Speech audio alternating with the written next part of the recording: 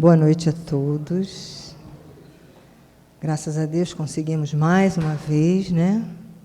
Pela nossa boa vontade, força de vontade, chegarmos aqui a essa casa abençoada, que está cuidando de nós desde o momento que a gente decidiu estar aqui. E do livro Gotas de Esperança, vamos receber essa mensagem que vamos agasalhar no nosso coração, que diz assim: tudo pertence a Deus. Não se orgulhe pensando, eu tenho isso, ou tal coisa é minha propriedade.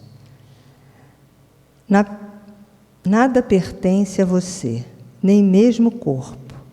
Você parte e deixa tudo para trás. Há, porém, um mundo de coisas que lhe pertencem. As suas boas obras que você faz constituem sua propriedade exclusiva. Um gesto de carinho, uma palavra consoladora, um olhar que acalma, a indicação de um caminho certo, um socorro monetário, são o seu tesouro imperecível. O que sai amorosamente de você pertence-lhe eternamente. Esta é a lei. Guardai os vossos tesouros nos céus, disse Jesus. Sabemos que tudo pertence a Deus, né? A gente sabe disso. Mas a gente ia ficar muito tristinho se a gente não tivesse nada. E Ele colocou as boas atitudes, as boas ações, os bons pensamentos como nossa propriedade. Então, que tenhamos cuidado ao pensar, ao fazer, porque é tudo propriedade nossa. Mas eu sei que a cada dia que passa, sob todos os pontos de vista, pelo ensinamento que estamos recebendo, a cada vez que procuramos uma casa regida pelo Cristo, por Deus, as nossas atitudes, os nossos pensamentos e atos já estão cada vez sendo uma propriedade nossa boa. Então, isso nos facilita mais o nosso caminhar. E que a gente continue assim. Um dia mais, outro dia menos, é um processo. Mas o importante é que nós demos o nosso primeiro passo. E estamos aqui nessa casa abençoada, que nos recebeu de braços abertos. E nessa noite, a gente agradece a Deus. Obrigado, Senhor. Conquistamos esse direito de estar aqui cuidando de nós. Para quê? Para que a gente possa cuidar daqueles em torno, na nossa família, no nosso trabalho, na nossa rua, onde quer que estejamos, para dar de nós o melhor. Porque a gente dando o melhor, imagina como é que a gente está por dentro, né? Melhor ainda. Então, que nessa noite, a gente que teve essa força de vontade, continue com ela, porque o nosso amigo Mateus está aqui para nos brindar com a nossa palestra de hoje, a alma. Olha a nossa alma aí, vai falar. Amigo querido.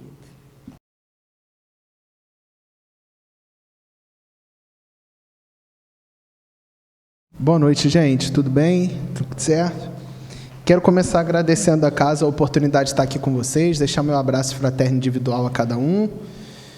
E, gente, hoje é aquele ritmo. O que eu preferi fazer? A gente nem sempre tem uma oportunidade de trabalhar com um tema que seja do Livro dos Espíritos e que seja de uma relevância tão grande quanto esse. A gente vai falar da alma. Vamos falar basicamente de nós. Só que são pontos que a gente geralmente não toca. Às vezes a gente fica um pouco mais preso nas questões morais, o que é fundamental que a gente faça, mas a gente não tem possibilidade de trabalhar com essas questões. Então, o que eu achei por bem fazer?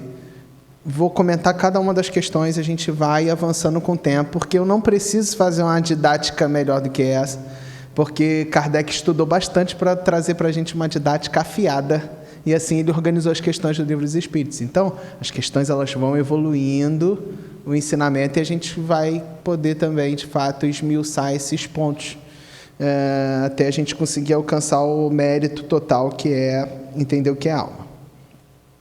Então, vamos de início compreender o seguinte. Na introdução do Livro dos Espíritos, E é bom a gente compreender o seguinte: a introdução do Livro dos Espíritos é uma introdução ao estudo da doutrina espírita. Todas as obras básicas têm introdução, só que a introdução do Livro dos Espíritos ela é a mais importante de todos, porque ela introduz você no estudo da doutrina. Então, ela não é só uma introdução de um livro, é a introdução de toda uma ideia de um sistema que foi criado pelas obras básicas. E lá a gente pode observar na introdução a palavra alma já sendo destacada em seu conceito, que a doutrina espírita adota como o conceito verdadeiro para entender o sistema de estudos da doutrina espírita.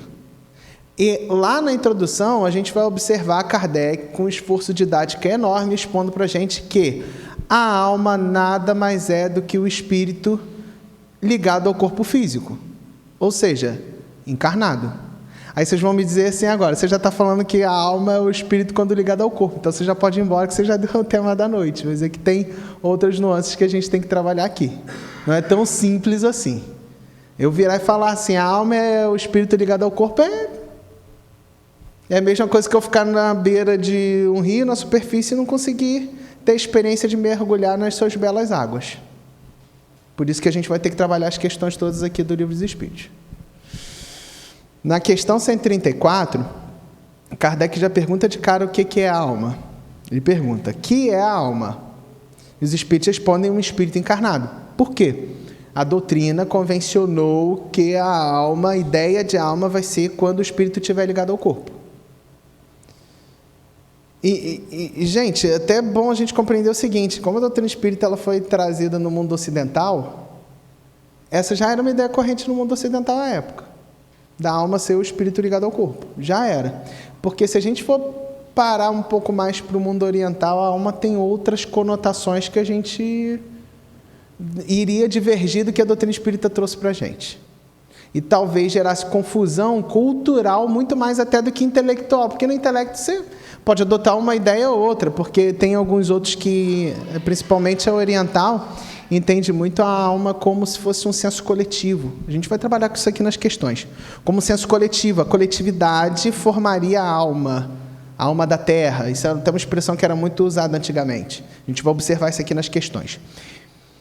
Mas a doutrina espírita convenciona a alma como o espírito, a individualidade quando ligada ao corpo, que era já um entendimento que o mundo contemporâneo ocidental já tinha em si essa ideia, e foi trabalhada aqui na doutrina. A letra A diz assim, que era a alma antes de se unir ao corpo? A letra A dessa questão 134. Os espíritos respondem de uma forma muito direta, espírito. Alma e espírito são a mesma coisa? Kardec pergunta na letra B, que eu sei que todo mundo perguntou assim, se a alma é o espírito ligado ao corpo, e o que ela era antes? Era um espírito, então é a mesma coisa? E os espíritos respondem da seguinte forma, sim, as almas não são senão os espíritos. Antes de se unir ao corpo, a alma é um dos seres inteligentes que povoam um mundo invisível, os quais temporariamente revestem um invólucro carnal para se purificarem e esclarecerem. Daqui a gente tem que observar outras duas questões do Livro dos Espíritos. A primeira delas é quando Kardec pergunta o que é o espírito. E os espíritos respondem que é o princípio inteligente do universo. Então, o que nós somos na raiz, lá na origem? Nós somos seres individuais dotados de inteligência, sendo que essa inteligência ela progride com o tempo. A gente vai tomando posse plenamente da nossa inteligência conforme a gente for avançando, tanto em experiências intelectuais quanto das morais.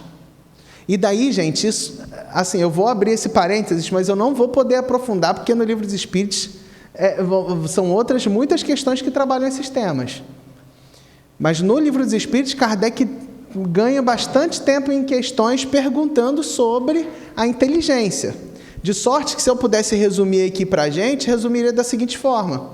Kardec trabalha com a ideia da inteligência ser o instinto, que é uma espécie de inteligência não raciocinada, que a gente observa na vida animal. Quando a gente chega ao homem, ele usa mais o quê? A inteligência propriamente dita, que é o nome que ele dá para raciocínio. Então, como é que a doutrina espírita entende a inteligência? A inteligência é um gênero da qual as espécies são instinto, que é uma espécie de inteligência não raciocinada, porque todo instinto leva ao bem. O animal, quando ele vê um perigo, ele corre, não corre? O homem, quando vê um perigo, ele corre também. Correr do perigo não mantém a gente vivo? Leva a gente ao bem. É uma espécie de inteligência. A gente precisa raciocinar para correr do perigo? Não, a gente faz instantaneamente, sem instinto. E tem o raciocínio, que é o que Kardec chama de inteligência propriamente dita, que é o que nós fazemos. Os animais também raciocinam. Só que a diferença dos animais para os homens é que os homens têm um raciocínio contínuo. A gente raciocina o tempo inteiro, os animais não. E a depender de cada espécie no reino animal, eles têm uma quantidade maior ou menor de raciocínio. Uns têm pouquíssimo de raciocínio, outros... O golfinho talvez seja o mais inteligente em raciocínio. Tem um raciocínio apuradíssimo para o reino animal. E qual o outro ponto que a gente precisa compreender, além da questão de ser um princípio inteligente do universo, ou seja, dessa inteligência em desenvolvimento? A gente tem que compreender que as encarnações materiais existem para a gente progredir, porque ele fala aqui, que nós somos, em essência, seres inteligentes que povoam um mundo invisível, que é o mundo dos espíritos, que é o mundo pré-existente. Esse mundo que a gente vive aqui é um mundo secundário. Se um dia o mundo material acabar, o mundo dos espíritos vai continuar existindo. Está tudo certo. Porque esse é o mundo da nossa vida de verdade, o mundo invisível, para a gente aqui encarnado no mundo material. Só que de tempo em tempo o que acontece? Se reveste de um invólucro carnal para purificar e esclarecer-se. Aí a gente entra na questão 132 do Livro dos Espíritos. Kardec pergunta, qual é o objetivo da encarnação? Porque tem que ter um objetivo, né, gente? A gente não veio para o planeta Terra sofrer à toa. Passar férias também não tem como, porque a gente sofre muito. Férias é um local onde a gente curte as coisas. Não dá muito para curtir o mundo material, porque o mundo material ele é complicado. Então, qual é o objetivo da encarnação? Os espíritos respondem, o progresso. O objetivo é se esclarecer. Como é que a gente consegue evoluir na escala espírita? Não é pelo avanço moral que nós temos? Mas você sabe o que a gente se esquece?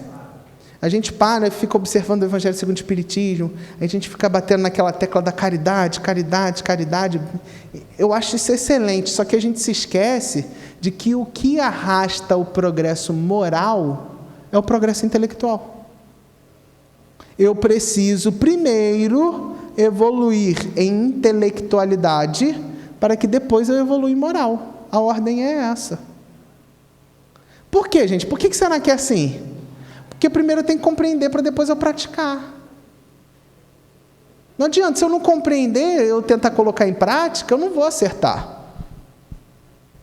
Por isso que o progresso intelectual é que arrasta o progresso moral. E nem sempre, eu até arrisco a dizer, na maioria das vezes, eles não andam juntos.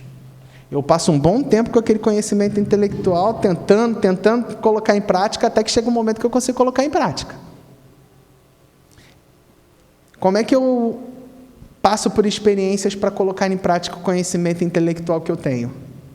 Eu preciso de existências no corpo físico, sem sombra de dúvidas. Preciso. Porque no período entre uma encarnação e outra, a gente evolui, principalmente no ponto de vista intelectual. Gente, os espíritos mais evoluídos, eles estão doidos que a gente se coloque apto para trabalhar e para se desenvolver intelectualmente lá no plano espiritual. Se alguém chegar para vocês e falar assim, é muito difícil a gente conseguir ir para um lugar organizado e trabalhar no bem, a dificuldade é do tamanho da tua boa vontade. Porque os espíritos mais evoluídos, eles estão doidos que a gente consiga alcançar esse patamar para evoluir. Só que a gente vai evoluir no período entre uma encarnação e outra, muito mais intelectualmente. Para evoluir moralmente, eu preciso fazer o quê? Colocar em prática, não é? Aonde eu vou colocar em prática? No mundo material. Porque existe uma camada de experiências que eu não consigo passar no plano espiritual. Não consigo. Você já imaginou algum mentor tentando tirar a tua paciência? Não vai, a gente tira dele, mas ele não tira a nossa paciência. Onde eu vou testar se eu consigo compreender a paciência? No mundo material. Alguém numa colônia mais organizada vai ter uma oportunidade muito farta de eu promover caridade? Não, porque lá já tem um sistema de ajuda mútua que aquele mais necessitado ele já está sendo amparado por um programa que existe lá um equilíbrio normal daquela sociedade espiritual. Aqui no plano material, eu não preciso nem muito longe, não. Se eu atravessar ali a rua, eu vou encontrar alguém em situação de rua para eu poder promover algum gesto caridoso, nem que seja de fazer uma prece por ele. Por isso eu preciso do mundo material. De tempo em tempo, o que a gente precisa fazer, enquanto espíritos? Se revestir de um corpo material para que a gente possa se esclarecer e evoluir. Esse é o objetivo da encarnação. Isso está intimamente ligado à ideia de alma, por quê? Porque a alma é a gente, enquanto é espírito, passando pela experiência no corpo físico, para que a gente consiga evoluir. Eu falei que não era tão simples. Eu estou vendo vocês com uma cara de dúvida, eu avisei antes, não é. Mas é uma oportunidade riquíssima que a gente está tendo aqui. E eu vou ser sincero, a gente vai trabalhar aqui com a ideia do perispírito, gente, que é mais difícil ainda. E eu nem vou entrar, eu estava conversando com minha irmã aqui antes, ela estava falando sobre as camadas do perispírito. Eu não vou nem entrar nesse tema de camada de perispírito. A gente não tem nem tempo para desenvolver isso aqui hoje. Mas existem muitas informações que a gente ainda não tem o menor conhecimento. Eu não vou nem lançar esse desafio, porque esse desafio é impossível. Mas se a gente procurar nas obras básicas, até mesmo nas obras complementares, a gente não vai encontrar nem a natureza íntima do espírito, gente. Que a gente ainda não tem capacidade intelectual de compreender do que é formado o espírito, porque o espírito não é matéria. Vamos lembrar os 3 elementos gerais, que está no livro dos Espíritos também, na primeira parte? Quais são os 3 elementos gerais do universo? Deus, espírito e matéria. Se esses são os 3 elementos e espírito é um deles, ele não pode ser material. A gente então não sabe qual é o elemento, a natureza íntima que forma o espírito. A gente ainda não tem nem essa intelectualidade. Aí será que vale a pena a gente entrar num debate mais aprofundado com relação ao perispírito em 40 minutos que a gente tem de palestra? Infelizmente não vai dar. Mas apresentar o tema a gente consegue para aqui, para que vocês se aguçem, e eu vou fazer esse pedido para vocês. Leiam, gente, estudem, procurem, sejam curiosos. Eu não consegui compreender. Chega aqui na casa e pergunta para o irmão mais experiente. Pergunta aos diretores da casa. Se eles não souberem, eles vão estudar também, vão procurar alguém que seja mais experiente e vai poder fazer esse intercâmbio de conhecimentos para a gente conseguir avançar. E aí chega a questão 135. Há no homem alguma outra coisa além da alma e do corpo? Resposta: há o laço que liga a alma ao corpo. Esse laço é o perispírito. Agora, gente, não pensa que o laço, não lembra a ideia de laço a um fio, não. Não liga a ideia de fio e laço. Laço aqui, o que está querendo ser dito, é uma analogia para aquilo que liga, faz uma ligação entre uma coisa e outra. Não pensa no laço fio, não. Porque a gente não pode pegar o perispírito e circunscrever ele em alguma forma. A gente não pode fazer isso. Aí eu vou até abrir um parênteses aqui que é importante para a gente compreender. Nas obras subsidiárias a gente observa o seguinte: o espírito tomou a forma de tal coisa, ou o espírito tomou a forma de uma encarnação anterior, o espírito tomou a forma de uma encarnação atual. Se a gente pegar a obra do Hermínio Miranda, no livro Diálogo com as Sombras, ele trabalha com alguns irmãos que são atendidos no atendimento fraterno aos desencarnados, que eles passaram por um processo que se dá o nome de licantropia, que alguns espíritos perversos pegaram e escravizaram outros espíritos que estavam enfraquecidos, debilitados, e deram uma ideia, que o nome disso é ideoplastia, que o André Luiz introduz isso na obra dele, o nome que se dá é ideoplastia. Ele cria uma ideia de que aquele espírito é um animal, um fauno, a mistura de um humano com um animal. E o espírito fica com aquela ideoplastia na cabeça, entre aspas, eu estou usando a cabeça aqui como uma analogia, na consciência dele, ele acha que ele é aquilo ali, então o perispírito dele toma aquela forma. Então, gente, quando eu falo que é para não ligar o laço, é para que ninguém, quando desencarnar, fique pensando aqui, isso é um laço e me transforme num laço, vai criar essa ideoplastia? Então, laço é só uma nomenclatura para dizer que o perispírito faz uma ligação entre corpo físico e espírito. Ponto final. Por quê? Porque o corpo é matéria e o espírito não é matéria. A gente não sabe a natureza íntima do espírito, ok? Vou repetir, não sabemos. Mas ele é diferente da matéria e o corpo é matéria. Então ele precisaria de quê para atuar sobre a matéria? De algum intermediário. Por isso que existe a figura do perispírito. Calma. Fica à vontade.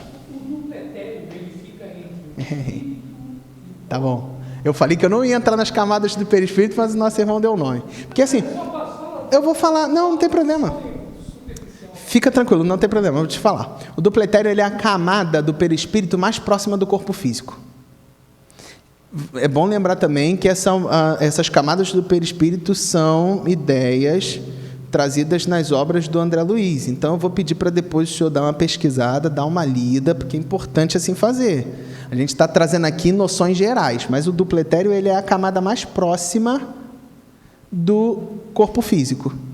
Porque, além do duplo etéreo, a gente ainda observa o corpo mental, que se divide em duas outras. Que tem o corpo mental sublime, que já é o mais próximo do espírito. Então, a gente tem camadas aí do perispírito para ele fazer essa ligação. Porque a gente vai ler aqui na próxima questão, eu já vou adiantar, o perispírito, gente, ele é semimaterial. Ele não é todo matéria, ele também não é todo espírito, vamos assim... Aliás, ele não pode nem ser o espírito, porque ele é o que reveste o espírito. Mas ele não é todo matéria, ele é parte matéria, parte não matéria. O que é esse não matéria? Eu vou repetir, a gente não tem nem capacidade intelectual para tentar adivinhar o que seja esse não matéria. Mas por que ele também não pode ser todo material? Porque se ele for todo material, ele não consegue fazer a ligação do que não é material para o que é material. Por isso que ele é semimaterial. Ele tem a parte matéria, que é a parte que toca o corpo, e a parte não matéria, que é a que toca o espírito. Eu estou simplificando, que é para conseguir entender. Eu estou vendo vocês com cara de dúvida. Gente, não tentem, na primeira vez que vocês estão observando isso, que eu não sei, aqui tem irmãos que são mais experientes, tem que ser menos experientes. Eu não quero que vocês tentem da primeira vez entender isso, não. Que eu estou aqui há alguns bons anos na doutrina e eu ainda não sei nada sobre o perispírito. Estava conversando isso com a nossa irmã. A gente lê, mas a gente vai continuar lendo e vai sempre observar alguma coisa nova diante dos nossos olhos, gente. Que a doutrina espírita, ela não é uma doutrina para você compreender ela numa encarnação só. E eu ainda digo a vocês, pela idade da doutrina espírita, talvez essa seja a nossa primeira oportunidade com ela, tá? São um pouco mais de 160 anos, a gente sabe que a fila para encarnar é grande. Talvez seja a primeira encarnação que a gente está aqui trabalhando com essas ideias.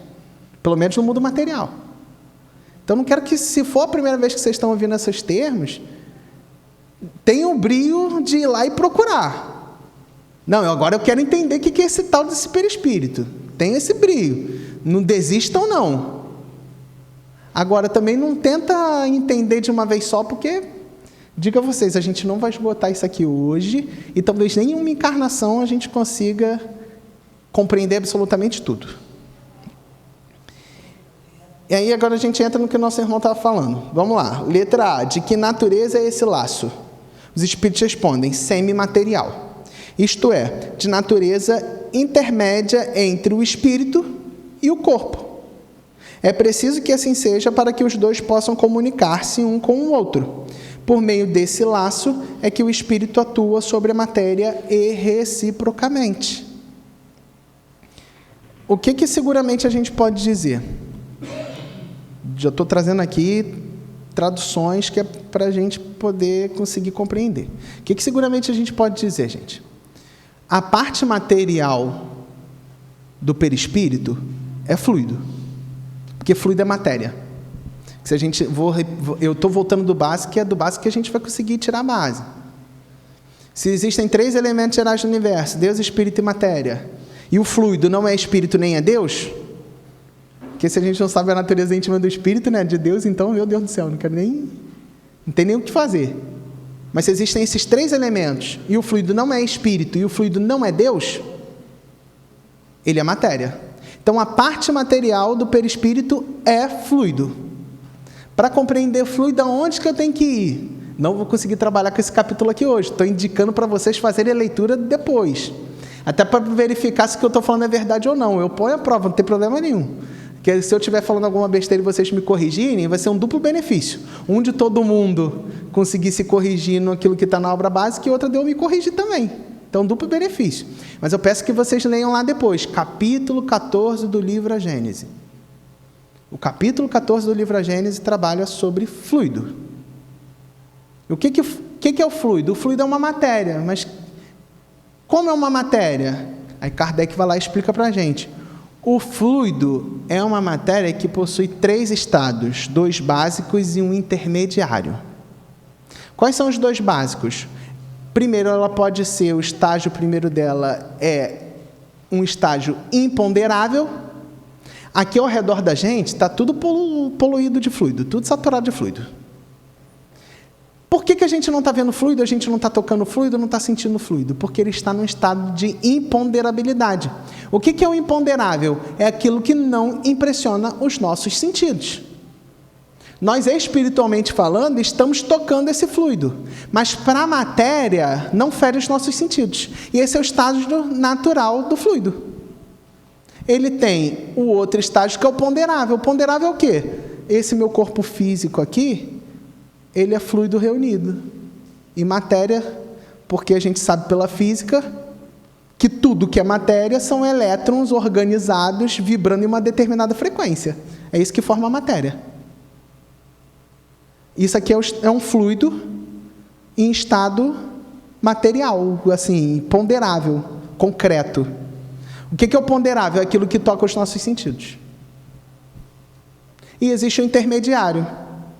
O intermediário é o estágio de transformação, dele se tornando de imponderável para o ponderável, ou seja, aquilo que não fere os nossos sentidos para aquilo que fere os nossos sentidos. Por que eu estou falando sobre ser fluido, gente? Por que é bom a gente compreender isso? Porque na jogada, o senhor falou do duplo etéreo, na jogada ainda tem o princípio vital, que a gente estuda lá na primeira parte do Livro dos Espíritos também. O fluido vital é uma espécie de fluido, de energia, que é como se fosse uma... Eu vou fazer assim que vai ficar mais fácil.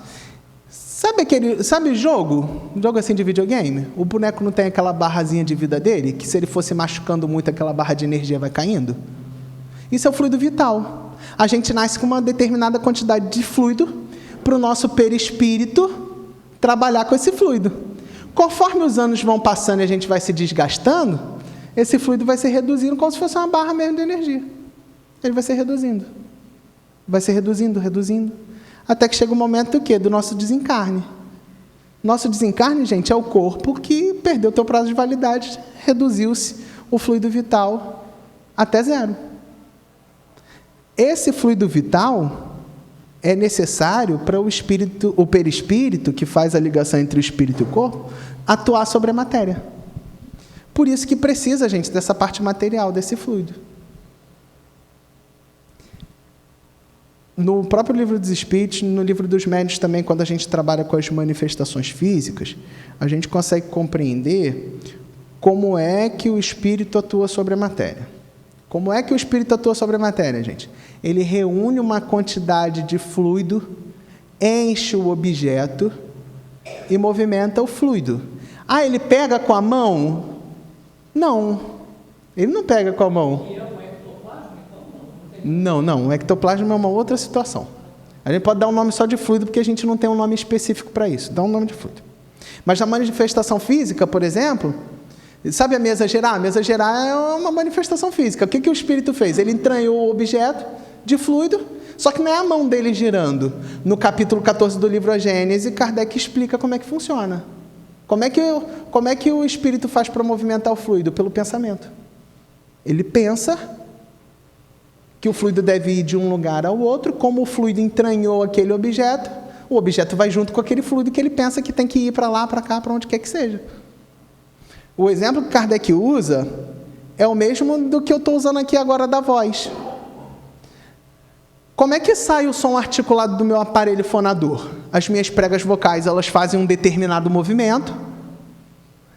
Exatamente.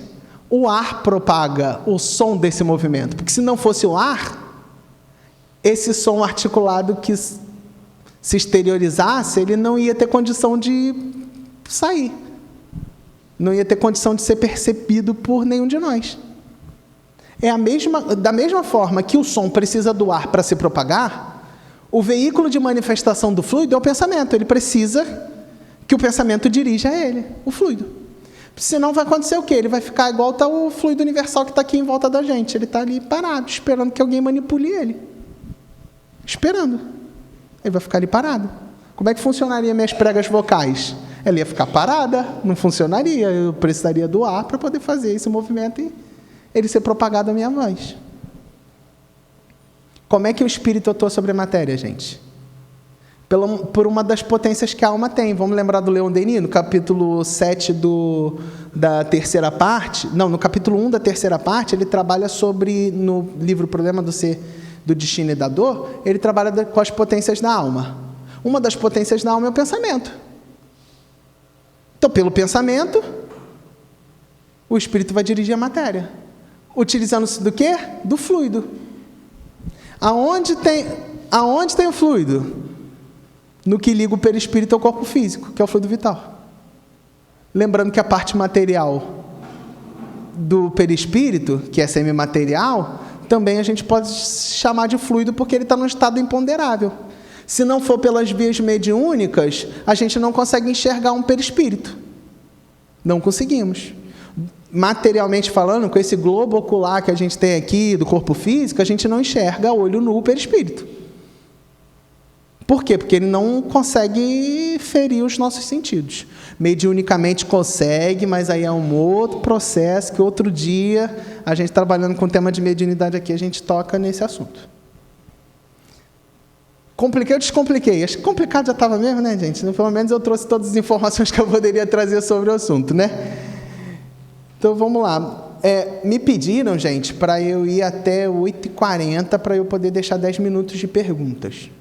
Então, fica tranquilo, que se não entender alguma coisa, não esquece também não, tá, gente? Guarda, que eu vou daqui a 10 minutos... Ali são 8h35, aquele relógio está um pouquinho adiantado. Eu vou seguir aqui para eu ganhar uns minutinhos a mais, tá, gente? Mas, assim, daqui a 10 minutinhos eu vou abrir para perguntas, vocês vão poder matar essas dúvidas, tá bom? Aí, olha o que a nota de Kardec na questão 135 traz para a gente. O homem é, portanto, olha Kardec resumindo para a gente, formado de 3 partes essenciais. O corpo, ou ser material, análogo ao dos animais e animado pelo mesmo princípio vital. A alma, o espírito encarnado, que tem no corpo a sua habitação, e o princípio intermediário, ou perispírito, substância semimaterial que serve de primeiro envoltório ao espírito e liga a alma ao corpo. Então, nós somos 3 partes: corpo, perispírito e espírito. Desencarnados, nós somos 3 partes? Não. Nós somos espírito e perispírito, porque no mundo de expiações e provas, mesmo desencarnado, você vai manter o perispírito, tá, gente? Os espíritos só vão se ver face a face, sem intermediários, lá no mundo divino. No mundo divino não tem mais perispírito. Os espíritos se reconhecem por si só. Jesus mora no mundo divino. Lá ele conversa de espírito para espírito. Por enquanto, até chegar lá, a gente vai ter perispírito. Teremos. O perispírito, gente, ele se amolda a cada planeta a qual ele se encontra. Cada planeta que ele se encontra, ele vai se amoldar às substâncias preponderantes naquele planeta. E isso varia também de acordo com a categoria do mundo. No mundo de regeneração, o perispírito ele é menos denso do que no mundo de expiações e provas. Então, quando a gente for animar no corpo físico no mundo de regeneração, o nosso perispírito vai se adequar a uma densidade menor do que existe no mundo de expiações e provas. Um exemplo disso está lá no livro Libertação, tem um capítulo que se chama Cidade Estranha. Depois vocês pesquisam lá, esse livro ele é muito bom de ler, porque a história é bem interessante. Conta a história do Gregório lá. O Gregório tinha uma cidade espiritual das trevas, enfim. Leiam lá, não vou dar muito spoiler, não. Mas o André Luiz está acostumado com a densidade do perispírito dele, voltado ao nosso lar, que já é um local mais organizado, mais equilibrado, menos denso. Quando ele chega nessa cidade onde está o Gregório, ele precisa fazer o quê? Adaptar o perispírito dele para aquilo que prepondera naquela região espiritual. E aí eles fazem lá um processo, basicamente eles respiram fundo, mentalizam e fazem a adequação do perispírito deles. É claro que ali existem processos que a gente não consegue raciocinar sobre, então o André Luiz não pormenorizou. Não, ele tinha perispírito quando ele encarnou aqui, sim, porque ele precisava para animar a sua coisa. Ah, não, antes, sim. Você imagina o trabalho que Jesus não teve para encarnar no mundo de expiações e provas, né, gente? Mas, de qualquer forma, quando ele chega, ele faz esse processo, a ponto dele falar para o companheiro dele que estava lá na entrada dessa cidade com ele falar assim: aqui a atmosfera é tão densa que o meu perispírito me lembra a época em que eu tinha um corpo físico, de tão denso que era aquela região. Ele lembrou da época que ele tinha um corpo físico. Vocês procuram lá depois esse capítulo Cidade Estranha, se eu não me engano, é o nome do capítulo lá no livro Libertação, que vocês vão ver esse relato dele. Então o perispírito ele se amolda a cada lugar que ele tiver. Ele é mais denso ou menos denso a depender do local onde você se encontra. Aí, gente, eu vou fazer um pulo aqui por conta do nosso horário, que é para a gente compreender um outro ponto também. 137, Kardec pergunta: um espírito pode encarnar a um tempo em 2 corpos diferentes? Ou seja, um espírito, 2 corpos, 2 encarnações ao mesmo tempo. Resposta: não. O espírito é indivisível e não pode animar simultaneamente 2 seres distintos. E aqui no livro ainda manda a gente dar uma olhada com relação ao capítulo da bicorporeidade e transfiguração, que eu vou explicar agora. Por que um espírito não pode animar 2 corpos ao mesmo tempo? Porque ele teria de se dividir em 2 perispíritos. E da mesma forma que o perispírito é aquilo que reveste o espírito, e o espírito ele é uno, não é indivisível, o perispírito também não vai se dividir. Não existe possibilidade da gente ser cortado ao meio e vai cada um para um lado. Não existe. O espírito ele é uno e indivisível. Aí vocês vão me perguntar: o que é bicorporeidade? Gente, a bicorporeidade é uma espécie de fenômeno que acontece da seguinte forma: eu estou aqui encarnado, entro no estado de sono. Quando a gente dorme, o nosso espírito ele fica liberto das funções das principais funções junto ao corpo físico. Ele mantém lá uma ligação com o corpo físico, mas ele fica liberto. Ele entra naquilo que se dá lá nas questões 400 em diante do Livro dos Espíritos, em estágios de emancipação da alma. Em emancipação da alma, o espírito ele vai para qualquer outro lugar que ele queira. Então, o que ele faz? Ele vai numa outra localidade e lá ele faz uma manifestação visual. Porque eu falei que tem parte do perispírito que é o fluido. E o fluido ele pode ser ponderável ou imponderável.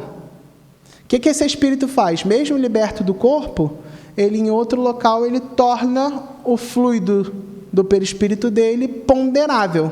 Aí as outras pessoas veem. É uma manifestação visual que o espírito faz, mesmo que encarnado no corpo físico. O espírito, no estado de emancipação da alma, ele pode fazer uma manifestação visual. Aí por que dá o nome de bicorporeidade? Porque o indivíduo está dormindo aqui, você está vendo ele dormir aqui, mas ele está aparecendo lá no outro local. São 2 corpos? Não são 2 corpos, mas dá-se o nome de bicorporeidade porque ele está em 2 lugares, entre aspas, ao mesmo tempo. Isso significa que ele se dividiu? Não. O corpo dele está dormindo aqui, o espírito está lá. O espírito continua uno e indivisível. Eu queria trabalhar com isso antes da gente chegar ali no nosso ponto, que bateu o nosso horário. Eu queria trabalhar com essa ideia, porque às vezes as pessoas ficam presas a essa ideia de que o espírito pode se dividir e de que eu vou conseguir... A palavra desdobramento para a emancipação da alma ela é um problema, porque desdobrar parece que você está dividindo em 2. E não é essa a ideia. A ideia é que você está livre do corpo naquele momento. Então, o espírito ele vai continuar sendo ele, nada vai cortar o perispírito, nada vai fazer com que ele tenha possibilidade de ser partido ao meio. No próprio Livro dos Espíritos tem uma parte que se trabalha com o ensaio teórico da sensação dos espíritos. E lá Kardec afirma categoricamente para a gente o seguinte: o espírito, ele não pode ser partido, o espírito, ele não pode ser cortado, o espírito, ele não pode ser congelado, o espírito não pode ser queimado. Aí vocês vão me dizer assim, mas eu li no livro do André Luiz que o indivíduo falou que estava sendo queimado. Aí o que Kardec fala? O espírito ele pode ter a sensação, porque ele tem uma ideoplastia de que tem um fogo ali. Se tem um fogo e a gente coloca a mão, o que acontece com a gente? A gente sente a dor da queimadura, não sente? Se eu estou desencarnado, eu vejo algo que parece fogo, eu vou colocar minha mão? Não, se eu colocar, o que vai acontecer? Eu vou lembrar que quando eu estava no corpo físico, aquilo queimava e vou sentir dor. É uma reminiscência, é uma lembrança. Aí essa lembrança da dor é que gera no espírito a sensação de que ele está congelado, que ele está queimado, que cortou ele. Mas, na verdade, ele não está cortado, ele não está queimado, porque o perispírito não sofre esse tipo de agressão. Mas se você, na sua consciência, criar ideias, o perispírito, por ser fluídico e por o fluido ser movimentado pelo pensamento, que é um dos atributos do espírito, uma das potências, ele vai se caracterizar daquela forma.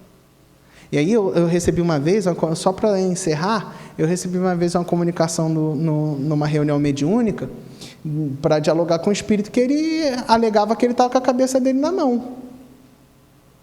Eu preciso de ajuda, que eu estou sem cabeça, eu estou carregando minha cabeça aqui. A cabeça dele estava cortada, gente? Não, o perispírito não sofre esse tipo de agressão. Mas, muito provavelmente, o corpo físico dele deve ter sido decapitado. Quando ele chegou no plano espiritual, o que ele lembrou? Estou decapitado. Deixa eu catar minha cabeça para ver se alguém consegue botar no lugar de novo. Isso foi só a lembrança que fez com que ele tivesse essa sensação. Porque se desse para partir, muito provavelmente a gente ia querer 2, 3 encarnações, que era para ver se evoluía mais rápido, né? Mas, graças a Deus, a gente só tem uma encarnação que já é dura, já é difícil de conseguir. Imagina se a gente tivesse 2, 3 partindo no perispírito em várias partes. Complicado. Então, gente, cumprindo aqui, tem 9 minutos para perguntas. Alguém deseja fazer alguma pergunta? O nosso irmão aqui, ele estava cheio de ideia na cabeça. Pode perguntar, é até o horário agora, é o momento. Ninguém tem dúvida, gente? Então, eu tive um professor que ele falava, quando a gente não tem dúvida, a gente tem dívida. Sinto muito, gente. Se vocês não tiverem nenhuma dúvida, gente, pode perguntar. Daqui para frente vocês vão precisar colocar isso em prática, sem dúvida. Ninguém tem dúvida? Ele falou tudo certo, gente? Ou eu expliquei muito bem, ou eu expliquei muito mal e ninguém entendeu nada. É o que eu acredito que seja. Mas acontece, a vida é assim mesmo. É um tema difícil, eu espero que eu tenha conseguido pelo menos trazer para vocês noções gerais com relação ao tema. Mas eu deixo o meu abraço fraterno individual a cada um de vocês. Uma boa noite a todos. Muito obrigado. Obrigado.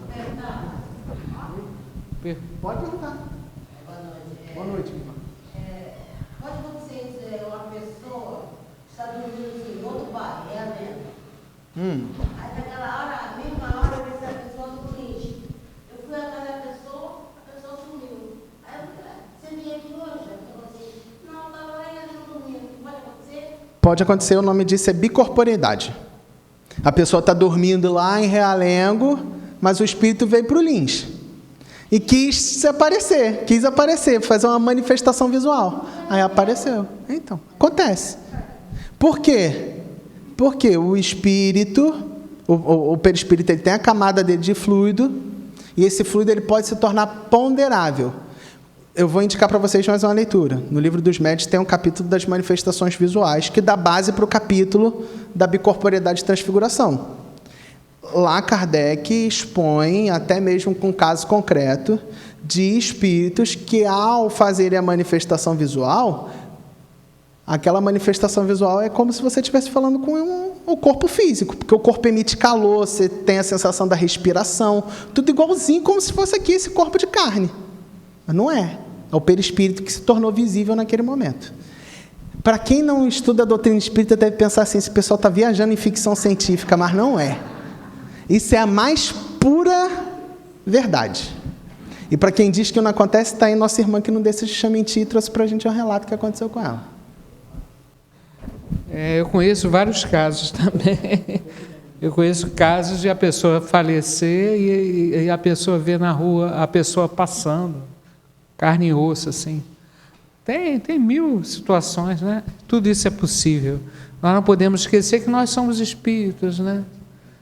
Nossa essência é espírito. Esse corpo, quando tudo para, vira uma borracha, não é nada, né? É interessante essa questão. Meu irmão, você vai, né? Vai com Deus. Obrigado pelo carinho. Deus te abençoe. Tchau, gente. Boa noite.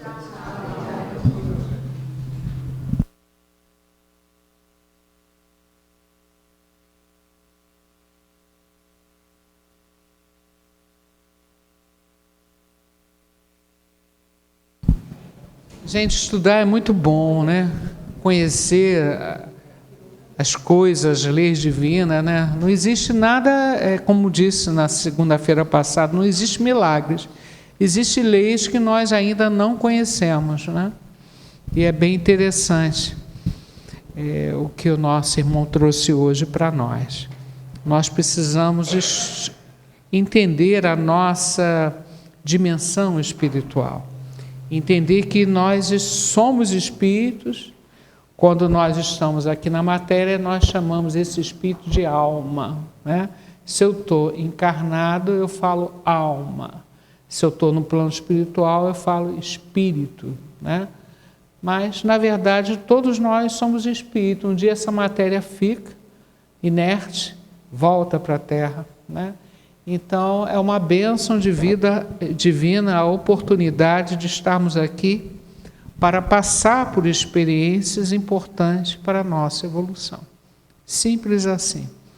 E Deus, na sua infinita bondade, misericórdia, nos ajuda o tempo todo. Precisamos nos harmonizar e entender as leis divinas para que nós sejamos consolados diante de várias situações que passamos na Terra. Uma das situações talvez mais difíceis para nós é a separação de um ente querido. Nós sabemos que todos nós um dia vamos embora daqui, mas a separação de uma mãe, de um filho, de um pai, de um avô, uma pessoa querida, né? Saber que vai ficar um tempo sem poder ter essa convivência aqui na matéria, traz uma dor muito grande no peito. E a gente se consola porque sabemos que eles estão vivos. Que aquela pessoa tão importante para nós, ela simplesmente não desapareceu. Ela cumpriu uma etapa na Terra, sua etapa de estudo, e estão no plano espiritual. E nós temos chance de reencontrar essas pessoas através do sono, quando estamos ainda na matéria, e quando desencarnarmos, nós vamos dar aquele abraço gostoso e vamos ser bem recebidos, se Deus quiser, por esses entes queridos, né? Então é isso, é a vida. E nós vamos agora fazer as nossas orações para esses irmãos. Se eles não existissem, não teria sentido orar por eles.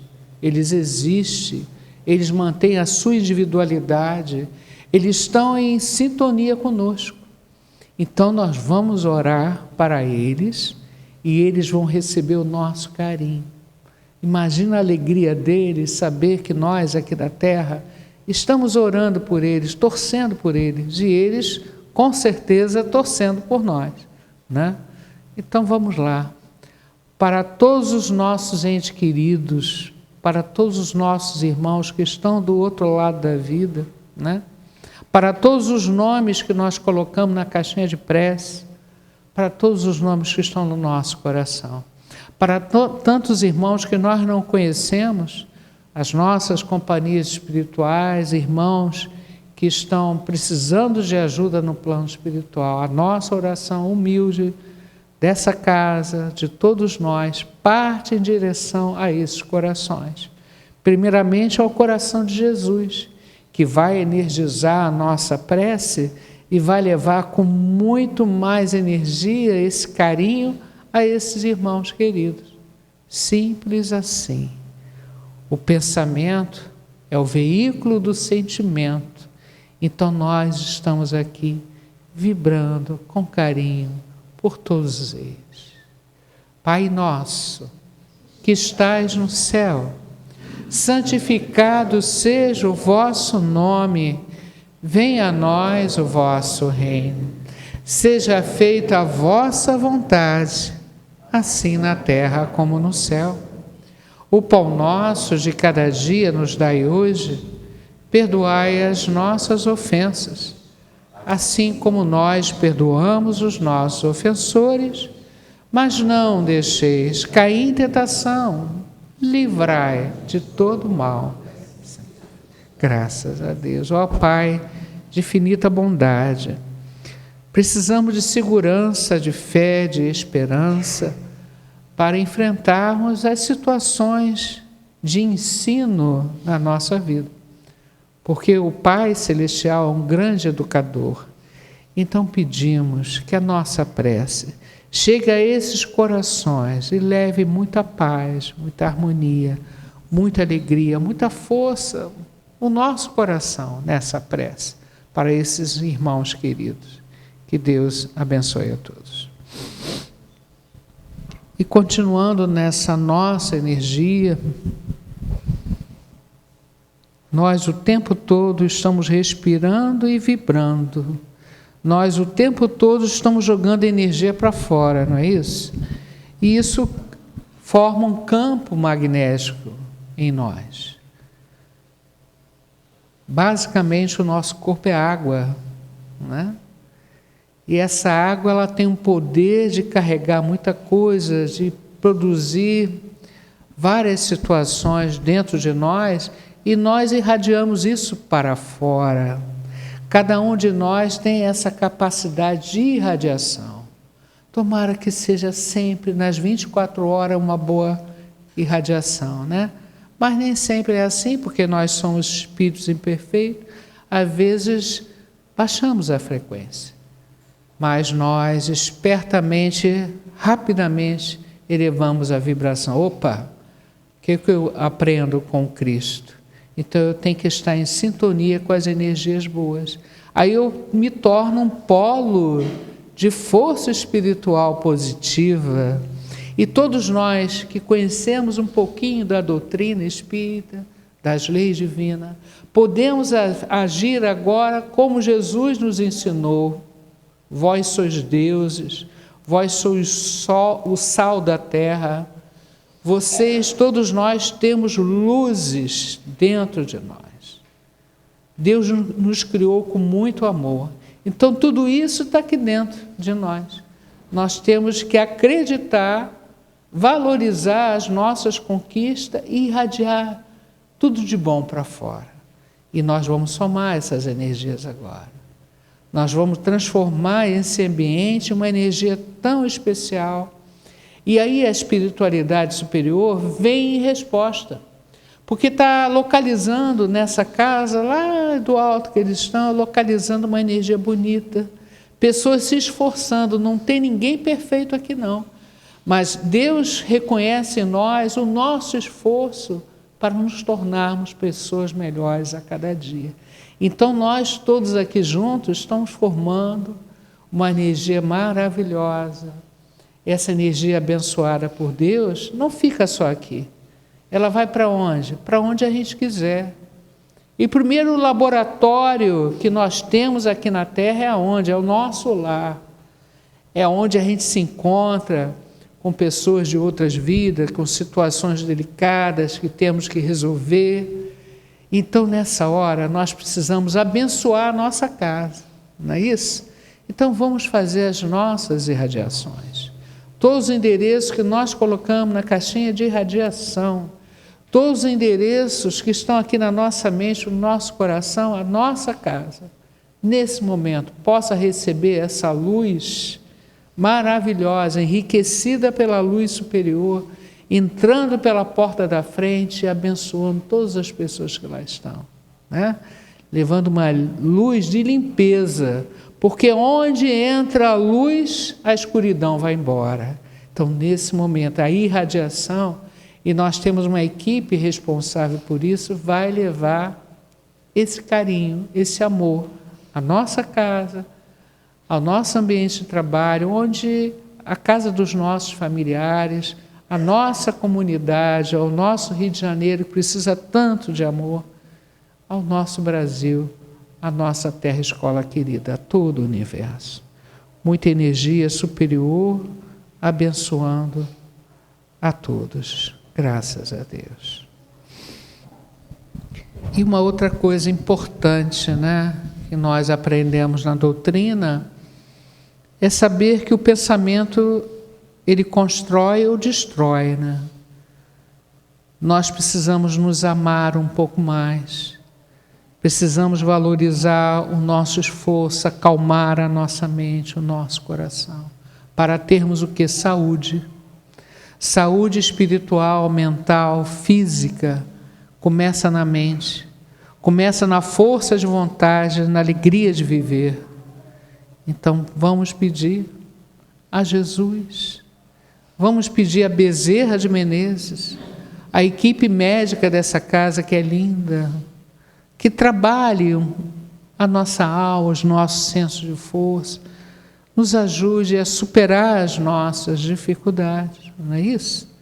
Então, Deus de infinita bondade, nos ajude nessa noite, trazendo saúde, atendendo todos os endereços que nós colocamos de visita médica, atendendo os irmãos que estão pela rua, hospitais, asilos, orfanatos, prisões. Todos esses irmãos sejam ajudados, pedindo pela nossa irmã Sônia Duval, que continua internada no hospital da Unimed, leito 16, na Ayrton Senna, que ela receba sempre o carinho desta casa, com a graça de Deus. Senhor, tua luz traz imensa paz, tu és a verdade, o caminho, porto seguro das aflições, amparo ao sofredor. Suave é o jugo do teu amor, ó bondoso Senhor. Suave é o jugo do teu amor, ó bondoso Senhor. Possamos acreditar na bondade divina, nesse amor que o Pai tem sobre cada um de nós. E nesse momento, que as nossas células sejam energizadas positivamente, para que a nossa saúde possa sentir, né, um alívio, um apoio importante. Agradecemos muito essa espiritualidade superior que trabalha em silêncio para nos ajudar. Obrigado, Pai. E após essas orações, nós, com muita gratidão a Deus, pedimos a permissão para encerrar a segunda parte do nosso trabalho, para irmos para a última parte, que é o momento do passe.